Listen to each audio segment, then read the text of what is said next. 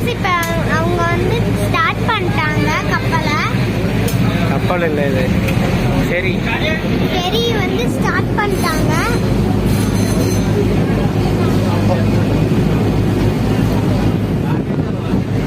இங்கே பாருங்க.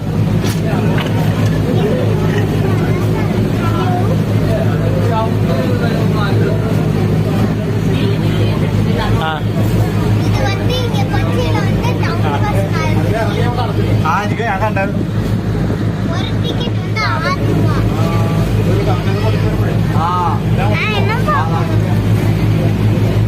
பாருங்க நம்ம இப்போ கப்பல் பார்க்கலாம்.